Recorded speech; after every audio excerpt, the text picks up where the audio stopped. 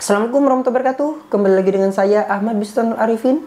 Di kesempatan kali ini saya akan menyampaikan sebuah paparan atau sebuah informasi yang disampaikan oleh Ketua Komisi 2 DPR RI kepada Menpan RB terkait dengan honorer. Ingat, ini terkait dengan honorer di mana dilarang merekrut honorer kembali dan honorer yang sudah lama untuk segera diangkat.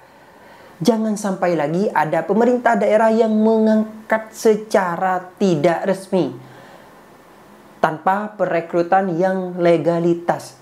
Nah, nanti ujung-ujungnya setelah 5 tahun beliau-beliau ini meminta kepada pemerintah untuk segera diangkat. Seperti itu penyampaian sedikit pepatah kata-katanya. Dan untuk cuplikan lengkapnya seperti apa, silahkan disimak video berikut ini. Dan bagi Bapak Ibu semua yang ingin mengomentari video ini, silahkan komentar di kolom komentar di bawah ini. Dan juga saya harapkan Bapak Ibu semua bisa absen nih dari kabupaten kota mana saja Bapak Ibu semua berasal di kolom komentar di bawah ini.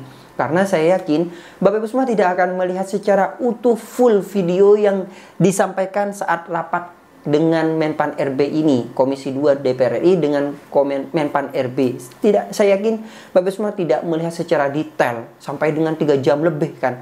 Nah, di sini saya singkatkan, saya padatkan mungkin hanya beberapa menit saja. Silakan disimak saja videonya berikut ini dan jangan lupa untuk komentar dan subscribe channel ini. Silakan simak Bapak semua videonya berikut ini.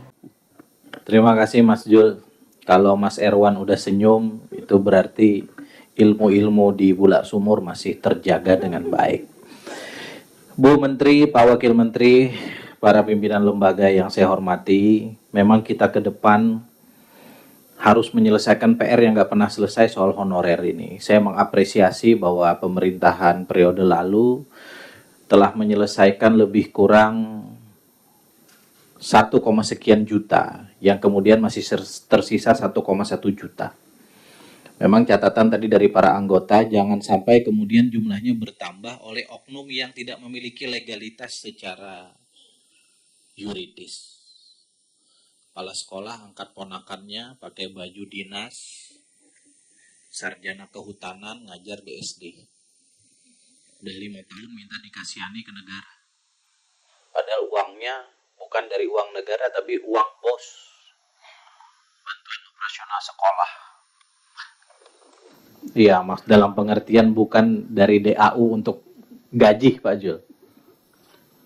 Yang begini, apa yang dikatakan Pak Zul dan para pimpinan yang lain, kita harus memberikan sanksi. Mungkin sekarang. Kalau kemudian ketentuannya sudah jelas, sanksinya nggak ada, titel eksekutorial di undang-undang nggak ada, ajukan cepat perubahan undang-undang ke kami. Kalau itu merupakan bagian dari cara kita menyelesaikan persoalan. Komisi 2 sungguh-sungguh untuk menjadi bagian dari solusi reformasi birokrasi dan kepegawaian di Republik ini. Yang kedua, saya kira kita perlu membangun merit system aparatur sipil negara yang merata dan berbasis nasional. Isu tim sukses di setiap pemilihan gubernur, bupati, wali kota pada level terutama eselon 2 itu sesuatu yang sulit dihindari karena nasib karir mereka tergantung pada si gubernur, bupati, wali kota terpilih. Sini banyak mantan kepala daerah, ada senior Pak Longki, mantan gubernur, ada para mantan bupati, mantan wali kota di sini. Yang saya kira juga sadar atau tidak sadar pada saat beliau mengikuti pemilihan kepala daerah, tanpa diminta itu para eselon 2 menawarkan diri. Kita nggak punya indikator keikhlasan, Pak, karena itu soal hati, nggak bisa. Tapi patut diduga itu semua adalah bagian dari mereka menyelamatkan karir. Nah, kalau merit system ini dibangun secara nasional dan merata, eselon 2 ke atas, eselon 2, eselon 1, diangkat, diberhentikan oleh pusat, bisa dirotasi kapanpun. Dia boleh jadi kepala dinas di mana, tapi dia bisa dirotasi kemanapun di Republik Indonesia ini. Maka merit system kita, saya kira sesuatu yang perlu kita pikirkan dalam konteks perubahan undang-undang dan sistem kepegawaian kita ke depan. Yang terakhir tentu soal kelembagaan. Yang tadi sudah banyak diceritakan, terutama kelembagaan pada level kementerian dan lembaga negara yang memang harus segera menjadi PR kita. 100 hari ke depan harus beres, Bapak Ibu sekalian. Kalau bisa lebih cepat, lebih baik. Saya tidak bisa membayangkan teman-teman kami jadi menteri hari ini, kantornya belum tahu di mana, isinya nggak ada. Uangnya belum ada. Sayangnya uangnya ini bukan domain Komisi 2. Kalau domain Komisi 2 kita lanjutkan sama Menteri Keuangan nih Pak Dede Yusuf. Jadi kita bisa membayangkan bagaimana mereka mengerti tugas pokok dan fungsinya tapi tidak bisa menyelesaikannya hari ini.